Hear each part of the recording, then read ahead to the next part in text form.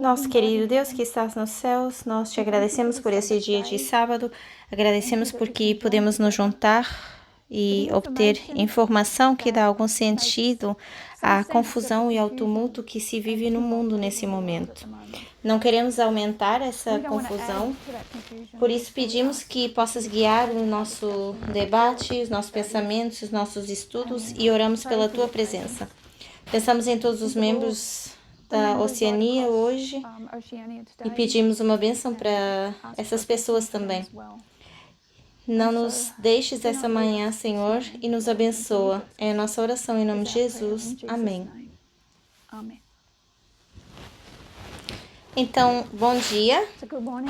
Eu notei que algumas pessoas mais estão aqui, então eu vou repetir o que eu disse antes. Eu só quero fazer uma pequena revisão daquilo que eu compartilhei no Fiji em março e abril, que foi gravada 2 semanas atrás e está no nosso canal do YouTube. Se vocês não estão inscritos no nosso canal do YouTube, vocês têm de fazê-lo. Na verdade, depois de tudo isso, deveríamos falar de todos os canais que vocês deveriam estar inscritos para terem a notificação dos ministérios. Então, se vocês não ouviram, vou pedir que vocês estejam em silêncio nesses estudos para que eu possa explicar e possa fazer sentido. Depois vocês podem ver por conta própria esses estudos. Então, cuidado com a pessoa que diga que o seu estudo vai ser curto, porque normalmente nunca é, mas eu acho que esse é o plano. Então, a discussão, o debate é sobre a lei dominical e o estudo começou com a revisão de Atos 27 e os 2 navios. As parábolas desses 2 navios que dão as 2 linhas, uma que começa em 1798 e outra em 1989, os 2 tempos do fim, as nossas coisas velhas e as novas de Mateus capítulo 13, todos os bons escribas que são diligentes nas coisas do reino dos céus e o que se deve saber. Então, a gente revisou essas linhas e, em particular, nós estávamos olhando para a lei dominical e chegamos até o final das nossas linhas e queríamos ver o período de tempo entre o clamor da meia-noite e a lei dominical, que é o naufrágio. E sabemos que é o derrubar dos Estados Unidos, das instituições dos Estados Unidos.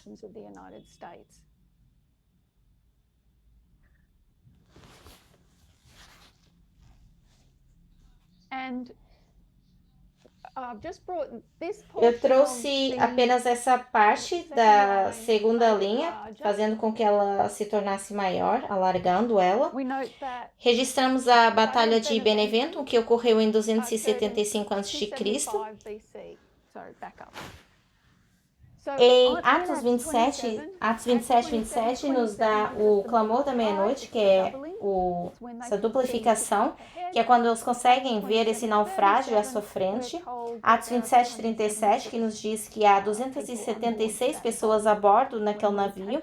E quando tiramos Aristarco, Lucas e Paulo, ficamos com 273, que nos dá os 2 grupos, um sendo os levitas e outro sendo os sacerdotes. Então, temos 273 a.C. Usamos esse número 273 como símbolo dos levitas, mas também nós voltamos atrás na história e olhamos para 273 depois de Cristo, ou antes de Cristo, que foi um evento muito importante que aconteceu nesse ano. Então, aqui nós alargamos 273 a.C., que foi quando o Egito enviou a sua delegação de embaixadores a Roma. Por que eles fizeram isso? Porque Roma tinha derrotado Pirro em 275 a.C. Roma tinha chegado à cena mundial, o mundo estava a tomar conhecimento e o Egito enviou embaixadores a Roma para forjar alianças e amizades com a potência que estava em ascensão. Então, marcamos 275 menos 275 como 2021, a Batalha de Beneventum, menos 273 como 24 de junho de 2022, que é o caso Dobbs versus Jackson, que é a Organização da Saúde da Mulher, o caso do Supremo Tribunal que anulou o Roe versus Wade. E no meu primeiro estudo eu tinha escrito julho. E agradeço às pessoas que me corrigiram para dizer que é junho de 2024 e não julho. Então, o estudo mostrava que 272 a.C., onde Roma enviou a delegação ao Egito, onde também a gente registra a Batalha de Tarento, onde, na verdade, Tarento cai, e a Batalha de Argos, onde é a morte de Pirro. Também, quando Roma envia embaixadores de volta ao Egito, chefiados por Quintus Fabius Maximus Gurgis. E um spoiler, para aqueles que ainda não viram as duas primeiras apresentações, nós marcamos isso como 2024, para esse ano. A lei dominical, um naufrágio. A razão pela qual nós fizemos isso é porque nós voltamos para o nome Quintus Fabius Maximus Gurgis e anotamos que na nomenclatura romana era assim que eles construíam os seus nomes. Quintus era o seu pré-nome. Assim, nos nomes romanos havia o prenome, o nome pessoal, o nome próprio. E o nome dele era Quintus, e ele se chamaria Quintus se fosse o quinto filho ou se tivesse nascido no quinto mês. Por duas razões, era chamado Quintus Fabius, que é o seu nome. Então, para os romanos era o seu nome mais importante, que é o nome que identifica o seu genes ou a tribo a que você pertence. É o que dá autoridade na sociedade. Se você pertence a uma tribo de genes fortes, importantes, poderosa, isso podia te levar bem longe. Como Júlio César, ele nasceu pobre, mas não importava, porque depois ele se tornou da tribo dos Júlios e subiu a escala. Então, nós vimos que Fábio significa agricultor de favas, ou de feijões, e mostramos que essas favas eram utilizadas nas eleições ou nas votações. Então, a gente chama elas de favas ou feijão fava.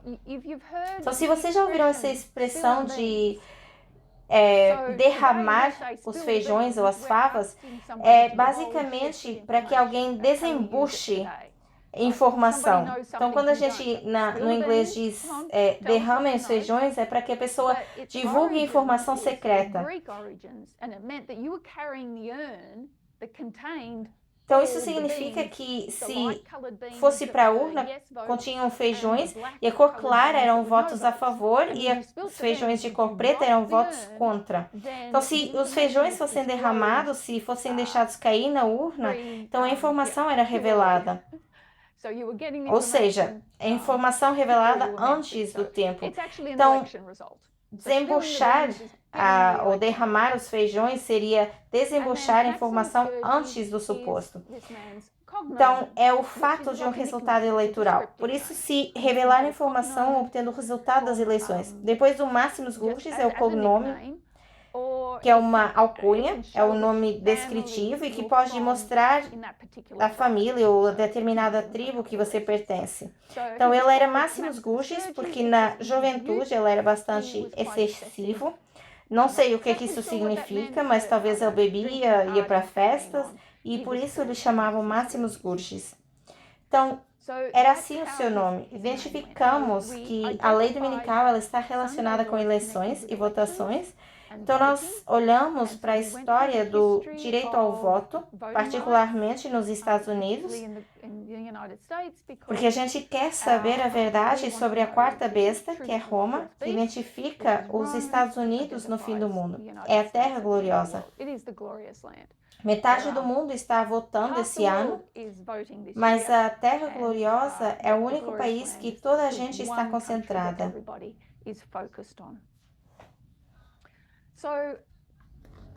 Então, antes de mais, apenas algumas coisas sobre o Maximus Flood. Eu vi um artigo da Royal Society de Vitória. Então, a Sociedade Royal de Vitória, eu vou compartilhá-lo.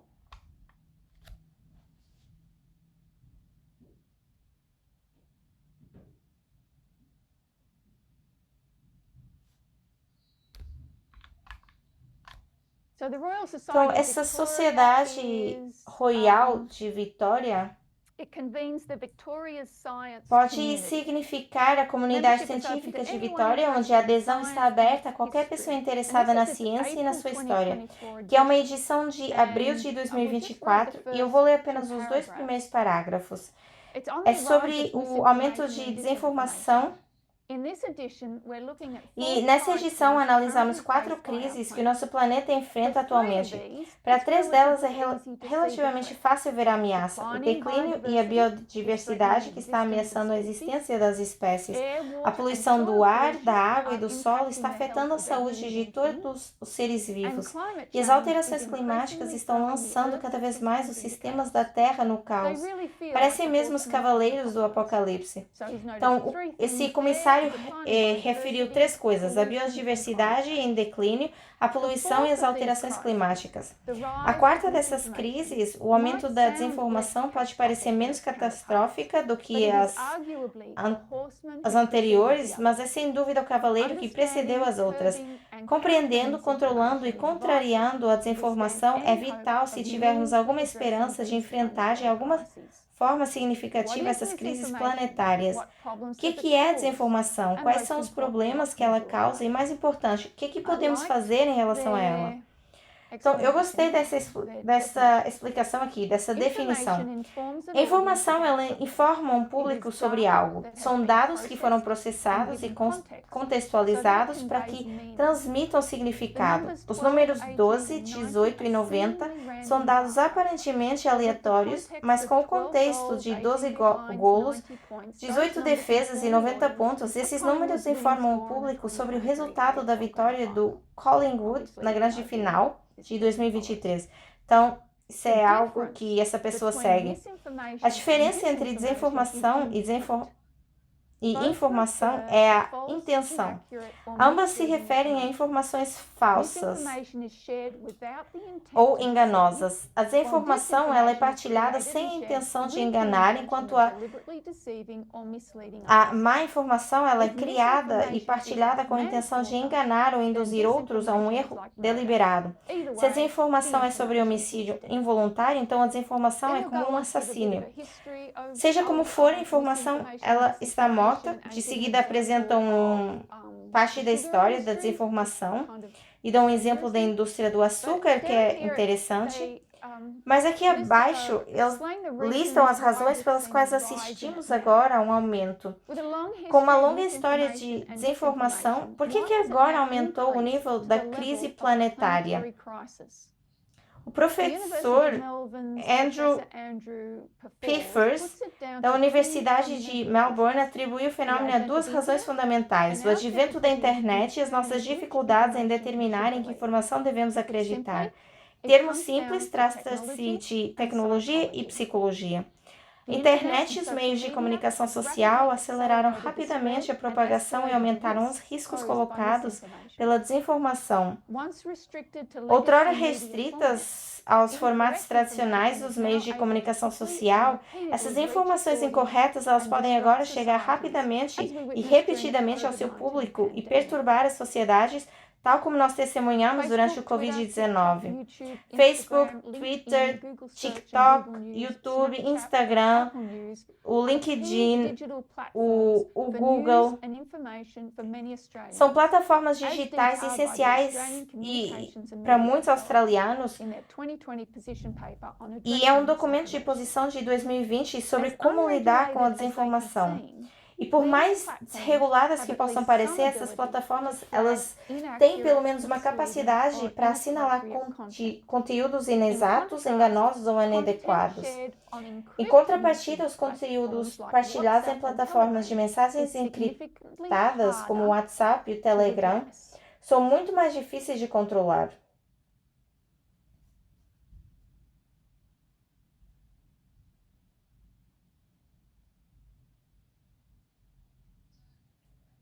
Então, continua e fala um pouco mais sobre esse assunto. Mas o que eu queria salientar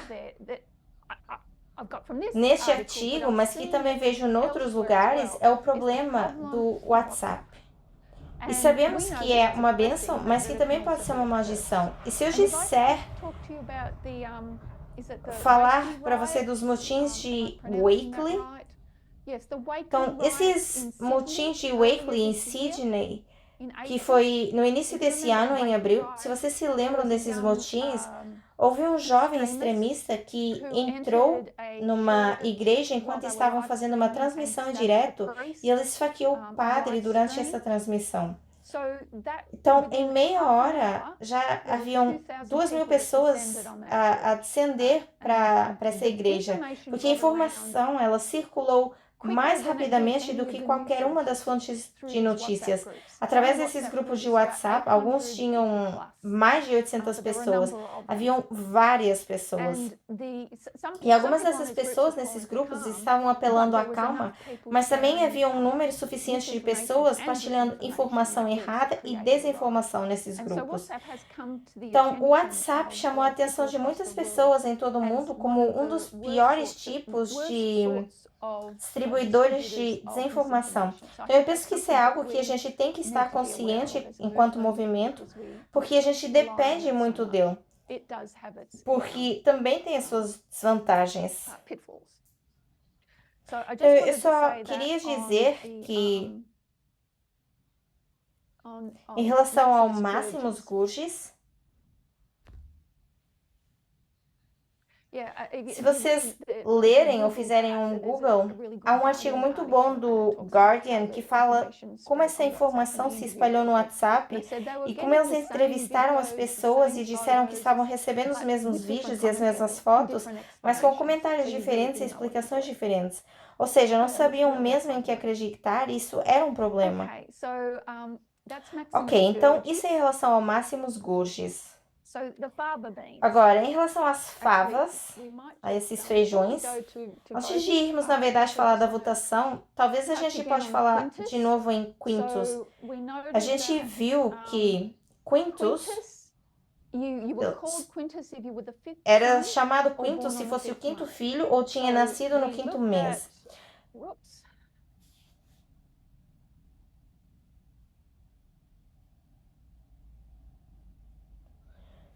Então, no calendário romano e o calendário juliano, são anotados no calendário romano como só 10 meses. Era um calendário lunar e eles não tinham como contabilizar o período de inverno.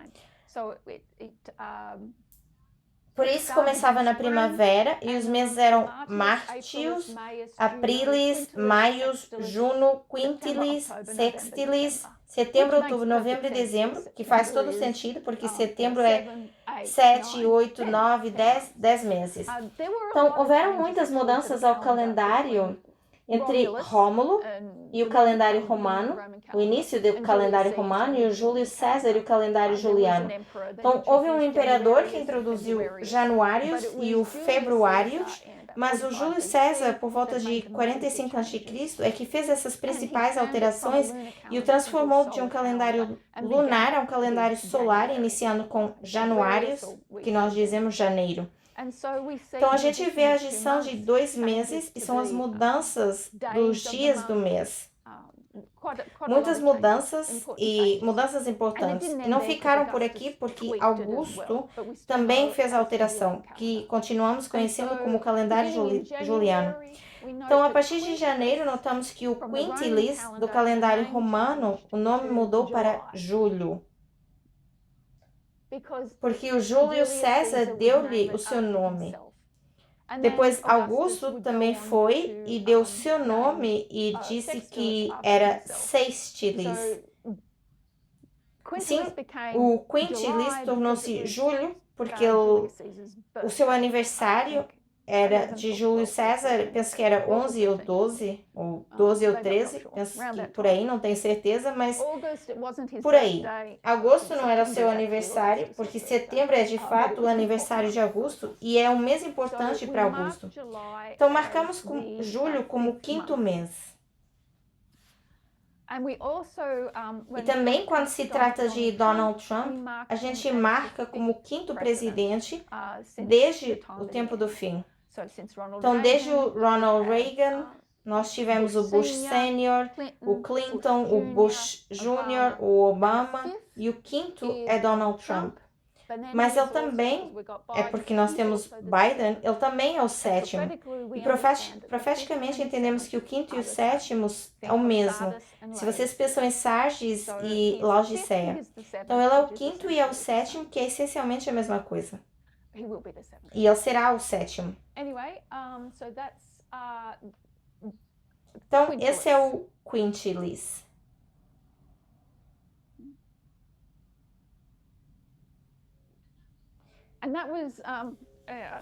E essa foi uma parte de informação que eu deixei de explicar no primeiro estudo.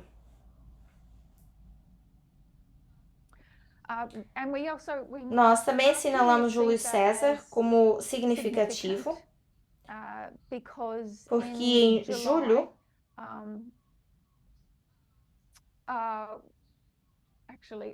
na verdade, eu acho que retiro o que disse. Há uma grande controvérsia entre os historiadores sobre quem foi o primeiro ditador da República Romana. Então, Júlio César ele se situa no limiar entre o antigo Império republicano e o novo imperialismo. Então, algumas pessoas dizem que Augusto é o primeiro ditador, mas na verdade Júlio César está na cúspide disso, e ele se declarou um ditador e ditador vitalício. Por isso a gente marca aqui Júlio César. E quando nós olhamos para o seu nome, a gente viu que se chamava Gaius Julius César. Gaius, que é o seu prenome, o seu nome de batismo é Julius, porque ele pertencia à tribo de Judi, e é o seu nome. Mas César era o seu cognome. E chamavam assim porque mostrava a tribo que ele pertencia. E ele pertencia à tribo, na verdade, a família em particular da tribo de Juli, era onde ele pertencia. E ele pertencia à família cujo antepassado tinha morto um elefante nas guerras púnicas. E assim César, acho que é fenício, seja qual for a língua para púnico, mas acho que é fenício para elefante. Então, a gente pode assinalar aqui elefante, e quando ele cunhou a sua primeira moeda, ele tinha uma imagem de um elefante em cima do seu nome. Então, nós constatamos que em julho desse ano, temos a Convenção Nacional Republicana e haverá 2.272 delegados que vão para essa conferência para votar em Donald Trump, porque ele ganhou as primárias. Então, haverão muitos mais que votarão nele, ou todos votarão nele, mas são os que até agora estão comprometidos.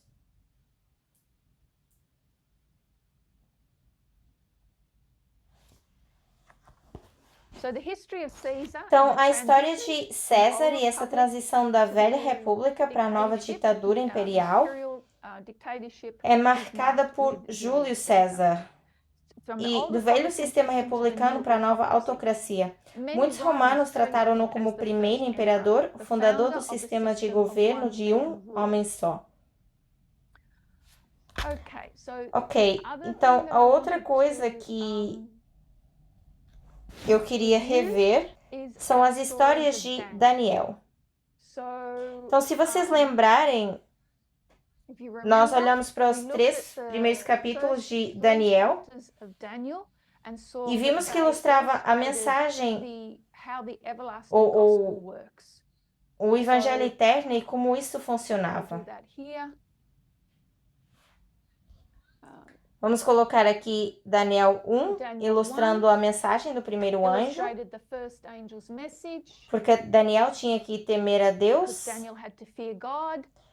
mais do que ele temia Nabucodonosor, ele tinha que dar a Deus glória. O que ele fez? Ele glorificou a Deus no seu corpo, não comendo da bebida e bebendo da mesa do rei, porque o julgamento estava para chegar em 3 dias, ou 10 dias e 3 anos.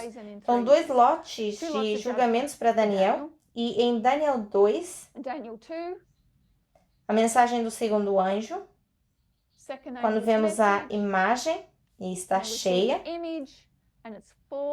tal como Nabucodonosor sonhou, ele viu a queda de Babilônia, da Babilônia literal para a Babilônia espiritual, nos dedos dos pés, onde a imagem caiu, depois Daniel 3, que é a lei dominical, um decreto injusto e um tempo de angústia como nunca houve. E a fornalha ardente sendo aquecida 10 vezes, como era costume ser aquecida. Então, esses 3 capítulos ilustram a primeira obra do Evangelho Eterno, o que é interessante, mas que não significa nada a não ser que haja uma segunda testemunha, e nós vemos a segunda testemunha nos próximos 3 capítulos. Então, Daniel 4, onde Daniel diz ao rei, é melhor você temer a Deus, parar de dar glória a você mesmo, porque você vai ser julgado. Depois Daniel 5, que é a mensagem do primeiro anjo, a queda literal de Babilônia. Daniel 6, a lei dominical, mensagem do terceiro anjo. Então, a gente vê, quando vemos semelhanças e vemos diferenças, as diferenças que nós notamos em relação aos 2 lotes desses 3 capítulos,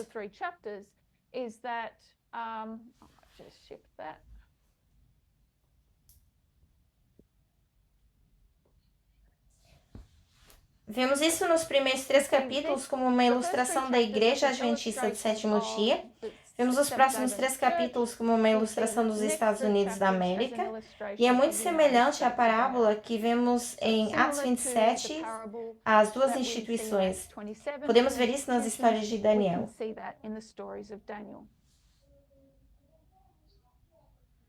Então, nós queremos comparar.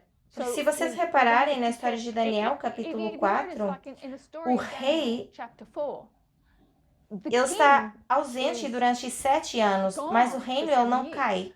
Por quê? Porque as instituições elas funcionam. A Daniel, o reino pode funcionar sem Nabucodonosor. Em Daniel 5, não há Daniel no reino e o reino cai. A mãe de Belshazzar, ela diz, esperem aí, acho que é melhor irmos buscar aquele velho que costumava trabalhar para nós, porque ele vai dizer o que se passa. Então, o reino cai? Não. Mas o que a gente quer fazer é comparar Daniel 6 e Daniel 3, porque estamos interessados na lei dominical e nesse decreto que é injusto. E o que a gente vê é que quando passamos pelas eleições, a história de direito de voto nos Estados Unidos é o uso da palavra sufrágio. E sufrágio significa orações. Porque o que estamos fazendo quando oramos? Nós estamos pedindo a alguém para interceder por nós, que represente, alguém que nos representa e queira interceder por nós. Então, é o mesmo quando a gente vota. O voto se chama sufrágio. Onde a gente se envolve com o governo para trabalhar em nosso nome. Então, a gente vê sufrágio aqui no capítulo 6 de Daniel. É uma história semelhante, mas diferente de Daniel capítulo 3. Existem semelhanças e diferenças. Então, o que Daniel está orando aqui? Claro, está fazendo a oração de Daniel capítulo 9, orando por restauração. E nós também estamos orando por restauração. Só que a restauração que Daniel buscava é a construção da cidade e a restauração de um rei, e é diferente da restauração pela qual a gente ora, porque nós queremos a restauração do Éden, mas mesmo assim é uma restauração.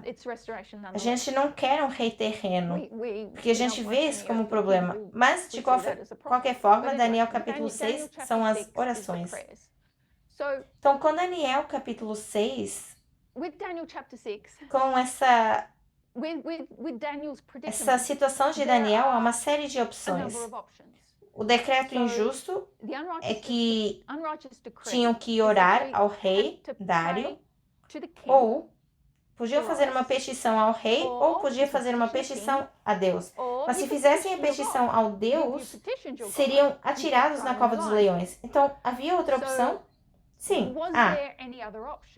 Podiam não fazer qualquer petição. Apenas não pedir nada ao rei e não pedir nada a Deus. Fiquem em casa, fechem as cortinas. E por que isso é significativo? É porque quando a gente olha para as eleições desse ano, é esse tipo de atitude. É o que se chama de eleitores desengajados, que terão um grande efeito nos resultados das eleições. Então, existem estudos muito interessantes que têm sido feitos desde 2022, provavelmente antes, mas que mostram sobre o papel dos eleitores que estão desinteressados ou desengajados. Então, eu quero compartilhar um pouco mais de informação sobre isso.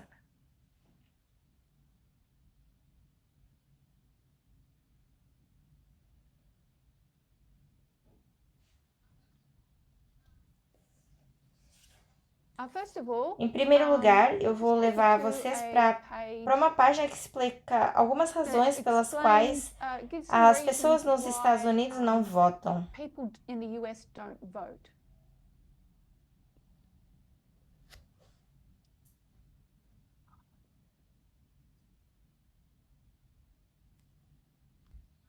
Aqui temos um artigo interessante por que as pessoas nos Estados Unidos não votam. Uma lista de causas conhecidas.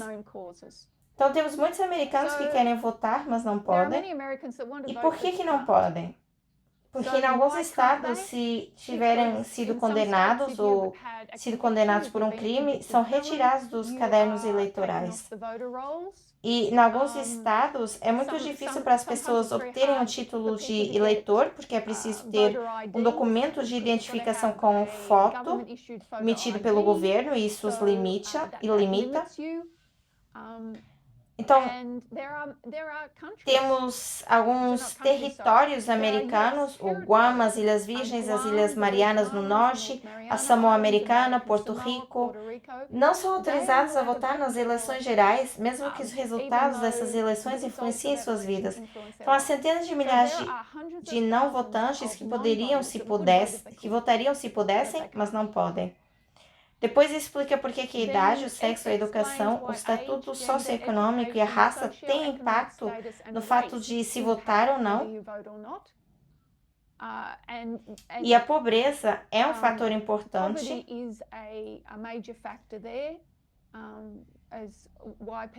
E é por isso que as pessoas tendem a não votar.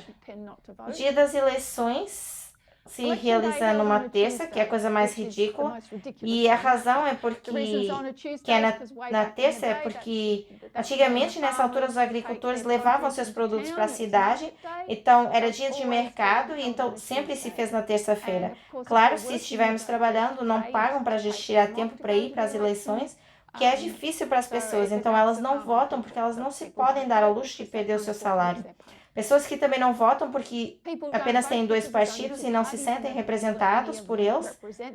Mas é sobre essa questão aqui que eu gostaria que a gente pensasse.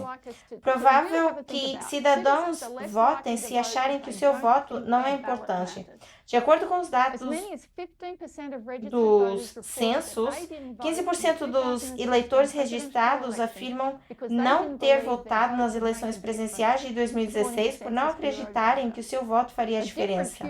Há um outro inquérito do Pew Research Center revelou que metade dos participantes não se deu ao trabalho de pesquisar as eleições porque não acreditava que o seu voto tivesse impacto no governo. Apesar de que Então, eu acho que isso é uma das coisas importantes para se ter em conta. Porque se a gente olha para o exterior, a gente também pode espelhar o que acontece internamente. Porque as pessoas não votam e não acham que isso é importante participarem. A mesma coisa acontece internamente. É que o vosso voto, a vossa voz tem importância. Porque a participação de cada pessoa é importante. Então, assim como acontece no externo, também acontece no interno. Então, eu acho que é um ponto de partida que a gente pode tirar daí. Mas são esses votantes, esses eleitores desinteressados. Então, nós marcamos 1989, que foi introduzida a web, a internet, e a informação ela vai explodir. Não há nada que o mundo nunca tenha tido acesso antes, e no tempo em que, anos atrás, quando eu estava crescendo, eu tinha que escolher entre 2 canais de TV. Se nós tivéssemos dinheiro para comprar uma antena, os meus pais achavam que as antenas podiam melhorar o aspecto da casa, porque na verdade achavam que as antenas eram feias, então não era permitido ter uma antena em casa. Acho que eles não tinham dinheiro para comprar e usavam isso como desculpa. Então, nós tínhamos 3 canais, mas eles tinham 3 canais, mas nós só tínhamos 2, que era o ABC, que era a nossa emissora nacional, e o outro, canal 7. Quando chegávamos a casa, havia programação infantil. Então, se estivéssemos tomando chá, ficávamos vendo as notícias, enquanto tomávamos chá ou jantávamos. Depois a gente jantava e tinha o programa de atualidades, e a maioria das pessoas ela tinha que se sentar para ver as notícias. Se recebesse um jornal e só se interessasse pela secção de esporte, você veria pelo menos a primeira página de um jornal antes de chegar à página final. Então, a informação ela cresceu fenomenalmente desde então. E agora as pessoas têm tantas opções de TV, internet, TV a cabo, que é possível você estar totalmente desligado da política. Então, hoje em dia, os meus familiares eles podem ligar a TV hoje à noite e evitar totalmente as notícias. Podem simplesmente mudar ou ir para um canal que esteja dando qualquer coisa que eles gostem. Então, por isso as pessoas elas podem simplesmente ver notícias esportivas ou reality show, tudo que eles preferirem e não estarem envolvidos na política.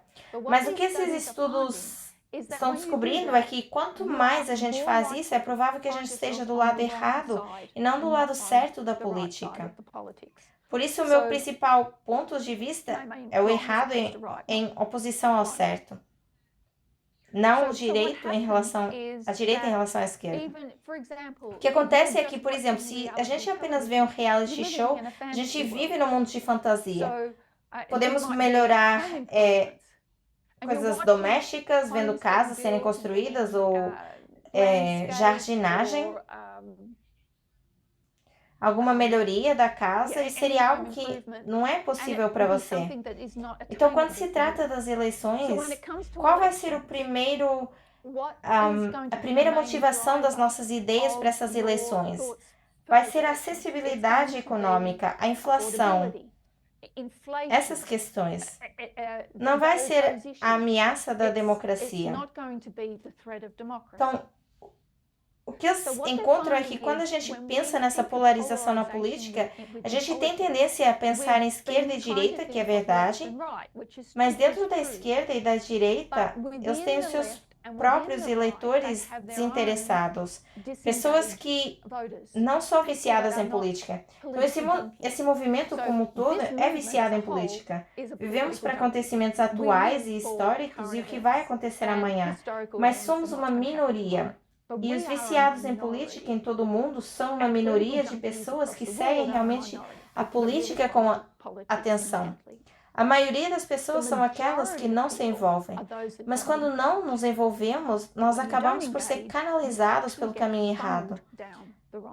Talvez a gente queira apenas ver esportes, ouvir canais de esporte, ver, ouvir. Só que isso nos leva para baixo. Se você estiver nos Estados Unidos e apenas ver canais de esporte, há uma atmosfera ambiente que é anti-Biden. Está lá. Não está na nossa cara, mas está lá. E nos conduz, porque o que eles estão descobrindo é que esses eleitores não engajados, eles votam. A gente tem muita gente que não vota, mas depois a gente tem uma massa de pessoas que estão empenhadas, mas que não estão empenhadas, mas que ainda votam. Que é o que acontece na Austrália, que a gente tem o voto obrigatório e a maioria dos australianos são desengajados, não estão interessados. Então, quando se trata das eleições, os políticos tendem a passar o tempo não chateando as pessoas.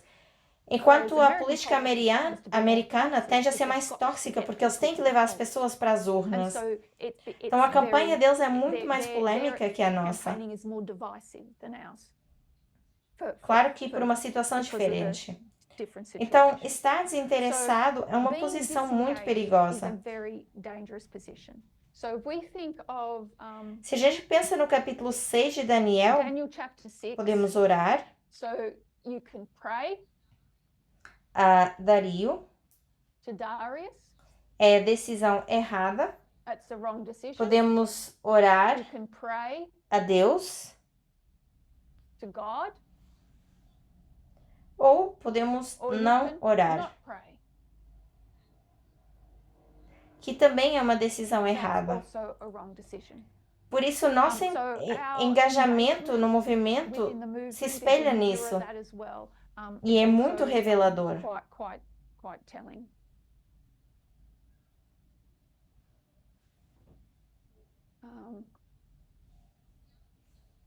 O outro aspecto a ter em conta é o papel dos influenciadores, dos influencers. Porque, como o movimento já falou bastante sobre influenciadores, os influencers, mesmo que eles não falem sobre política, eles estão nos guiando num determinado caminho. Isso é apenas uma citação do artigo da Vox, 28 de maio de 2024, que diz: é possível que o declínio da influência das principais organizações noticiosas estejam tornando o eleitorado cada vez mais desconfiado. Nos últimos 4 anos, assistiu-se uma proliferação dos podcasts e de gurus das mídias alternativas que retratam o governo, as autoridades médicas e os meios jornalísticos convencionais como irremediavelmente corruptos. À medida que mais eleitores obtêm as suas informações de tais influenciadores, é plausível que a desconfiança política aumente, mas entre eles que obtêm as suas notícias principalmente através das redes sociais, o presidente lidera o candidato do terceiro partido por apenas 2 pontos percentuais. Então, eu vou compartilhar um outro artigo, onde as pessoas obtêm as suas notícias que consomem.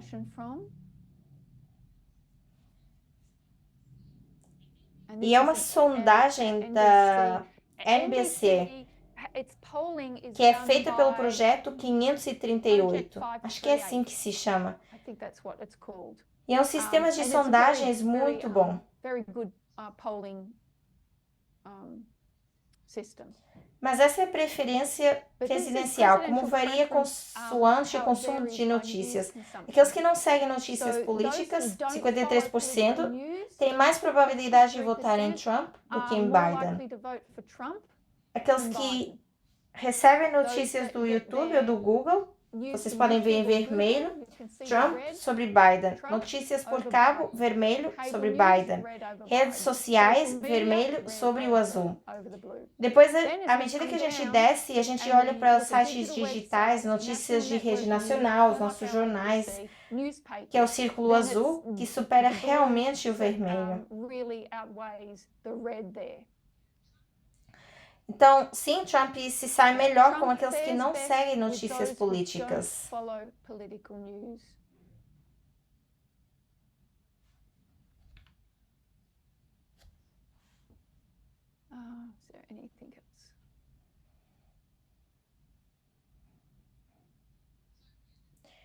Então, a forma como as coisas funcionam atualmente, é possível estar totalmente imerso na utilização e possível estar totalmente desligado dessa utilização. Mas sim, estar desengajado é uma coisa perigosa.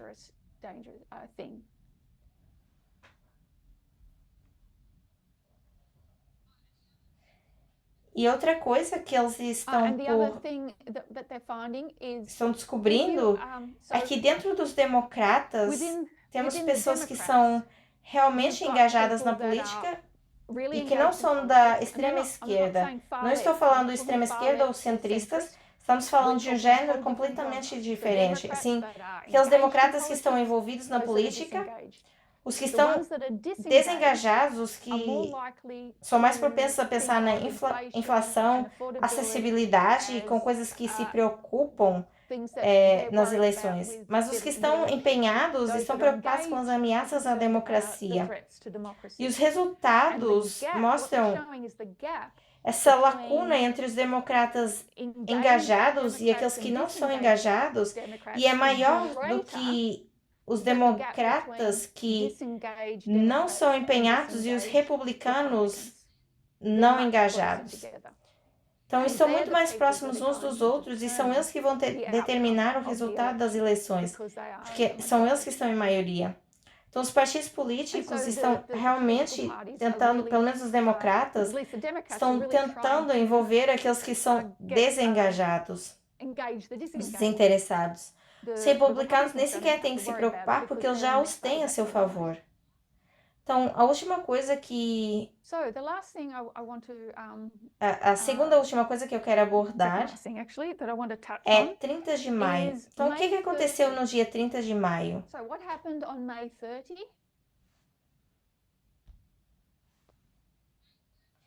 No dia 30 de maio, houve um terremoto que emanou da sala das audiências de Manhattan. Na noite de quinta-feira, 30 de maio, Donald Trump se tornou o primeiro ex-presidente dos Estados Unidos a ser condenado por crimes.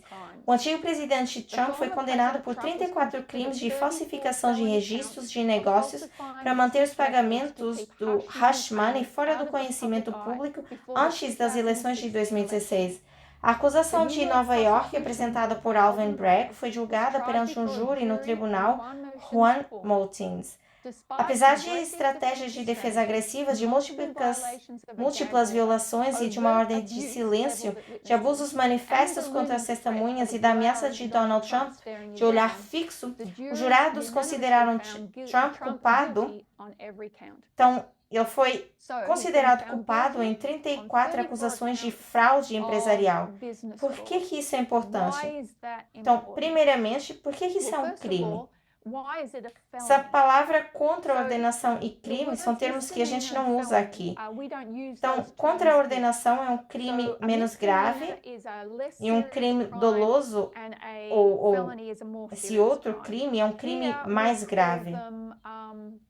Aqui a gente chama delito indiciável e delito de sumário.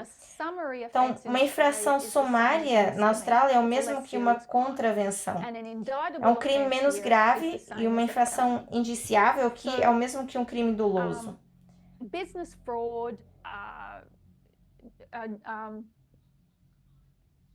Então, fraude comercial, falsificação de registros comerciais. Essa falsificação de registros comerciais seria normalmente considerado como um delito menor. Mas por que ele foi condenado como crime? Porque foi esse delito que foi usado para encobrir outro crime. Então, se você falsifica registros comerciais, que é um delito menor, para encobrir outro crime, então isso se torna um crime. E qual foi esse outro crime? Esse outro crime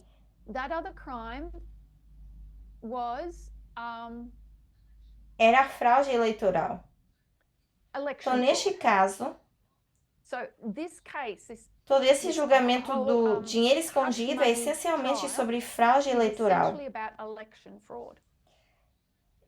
Então, o que os jurados tiveram de fazer foi dizer a si mesmos que Donald Trump, para além de uma dúvida razoável, fez com que documentos comerciais fossem falsificados.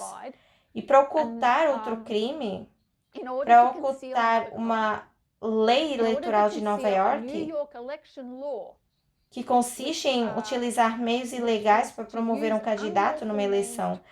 Então, há uma lei eleitoral em Nova York que você não pode usar meios ilegais para promover um candidato numa eleição. Então, por isso que se tornou uma acusação tão grave, um crime.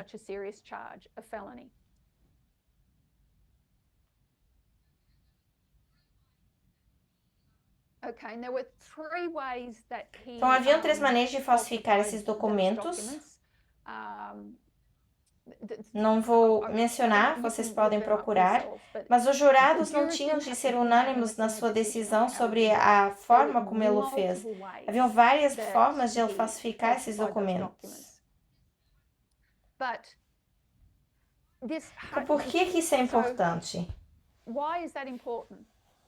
Será que foi tão mal que ele ter dormido com uma estrela porno? É uma questão moral, a gente não aprovaria. O fato dele ter abafado o caso, dele ter pago essa estrela porno para se manter em segredo, então não é uma coisa boa de se fazer. Mas o que tornou tão impactante foi o fato de que se estava certo ou errado, cabia ao público decidir. Se essa informação tivesse sido divulgada, o público teria utilizado essa informação para tomar a sua decisão nas eleições. E o público nunca foi autorizado a tomar essa decisão, porque a informação lhe foi ocultada. Então, Donald Trump já tinha se metido em sarilhos com a Hollywood Tapes, gravações de Hollywood, em que ele dizia que podia agarrar mulheres pelas partes íntimas, que ele já tinha feito, e era conhecido no círculo de Nova York pelo seu abuso a mulheres, e é prolífico. Então, não era segredo entre as pessoas de Nova York. Então, essa informação, ela já tinha vindo à tona através dessas gravações de Hollywood. Se essa informação tivesse vindo a público sobre esse dinheiro que ele pagou à estrela porno, isso teria realmente afetado não só os resultados das eleições, mas também a posição dentro do Partido Republicano. E na época, ele não tinha o apoio que tem hoje. Então, encobrindo essa informação afetou as eleições de 2016. Por isso, nós podemos pensar que há coisas importantes que impediram a Hillary Clinton de assumir o cargo em 2016. Sabemos que os russos estavam envolvidos, a desinformação, o conluio, e que faz parte da nossa mensagem do Clamor da Meia-Noite. E o que também veio à tona recentemente foi o trabalho da Wikileaks e como Julian Assange se voltou contra Hillary Clinton e teve um efeito importante. Por isso que grande parte da esquerda deixou de o apoiar devido à divulgação de informações que prejudicaram a Hillary Clinton. E também a gente sabe desse dinheiro que teve um efeito, ou que nós nunca saberemos, porque as pessoas nunca chegaram a usar essa informação para decidir o seu voto. Então, 30 de maio foi um grande acontecimento. Ele não é tecnicamente um criminoso condenado até ser sentenciado, e vai ser condenado a 11 de julho. Então, Trump fez o que sempre faz, usou seu dinheiro e influência, porque ele é rico e tem bons contatos, e escondeu a verdade do povo americano. Foi uma grande questão, isso era para os eleitores decidirem, e ele tirou essa escolha dessas pessoas. Então, a gente tem essa interferência eleitoral, onde algumas pessoas, se você não estiver seguindo o caso no tribunal, é difícil de saber do que realmente se trata. Mas é na sua essência sobre interferência eleitoral e não sobre a moralidade de Donald Trump. Então, não era isso que estava sendo julgado.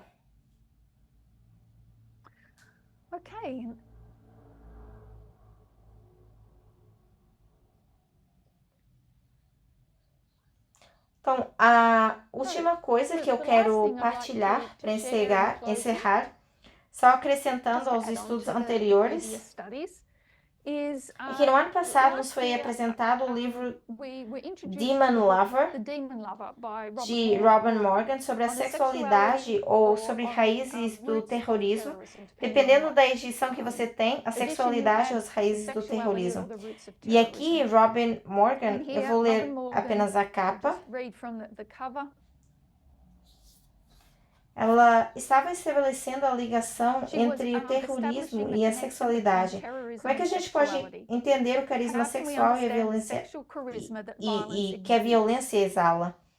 A autora confronta e explora o terrorismo da esquerda e da direita, seja ele revolucionário ou sancionado pelo Estado, e linka com o patriarcado.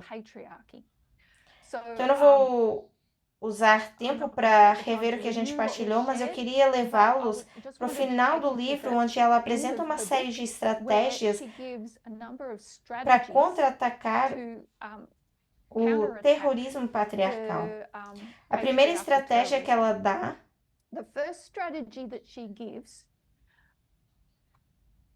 ela diz que, falando sobre mulheres, ela olha para o mundo e ela pensa, eu não faço ideia do que fazer para mudar isso, mas os que estão no poder também não sabem o que estão fazendo. Então, ela é muito honesta, eu não sei como mudar nada disso, mas será que alguém sabe? Então, ela vai sugerir algumas estratégias. E a primeira estratégia é que ela ou as mulheres exijam que todas as meninas aprendam autodefesa em cursos obrigatórios ao nível de escola primária. Ela sabe que essa exigência é consistente com uma genuína antiviolência, porque se não houver presas, não pode haver predadores. E que algumas formas de judô e artes marciais se veem habitualmente a força do ataque contra ele próprio. Então, é uma estratégia, número 1, que é a autodefesa e que ela recomenda. A segunda estratégia, ela lembra que existem sítios no mundo onde as mulheres ainda não podem votar. Então, ela usa o voto como uma alavanca radical. Mas a número 1, ou as duas estratégias que ela enumera são a autodefesa e o voto. O voto é importante, cada voto conta. A participação individual de cada pessoa é importante. E é fácil pensar que nós podemos perder no meio de tudo isso e que não tem importância e que podemos simplesmente andar à deriva e seguir a maré, mas isso nunca funciona. Não é saudável e não é seguro. Então, é necessário uma participação pessoal a nível interno. Então, essa é a revisão das duas apresentações que foram já colocadas há algumas semanas no canal, com alguma adição de informação que ficou de fora. Eu também gostaria de partilhar um resumo sucinto, mas que eu achei que era muito bom. Um resumo da apresentação que foi partilhada comigo por um membro do Quênia. E escreveram: quando marcamos 2014, 2019 e 2021 como leis dominicais, ou sombra da lei dominical, ou desenvolvimentos para a lei dominical, e temos que fazer um fio desses acontecimentos, ou ligar esse fio, como demonstrei, as marcas de 3 vias, que são o Partido Republicano 2014, a purga do Partido Republicano dos moderados, e 2019 a oportunidade dos republicanos do impeachment de Trump, que eles falharam. 2021, a segunda oportunidade para os republicanos fazerem um impeachment de Trump, 6 de janeiro, que eles não fizeram, e depois a convenção republicana que vai coroar, que eles vão coroá-lo apesar de ele ser um criminoso condenado. E isso será julho de 2024. Então, eu achei que a forma como essa pessoa traçou isso, 2014, 19, 21, para 2024, foi muito bem feito. Então, vamos encerrar com uma oração.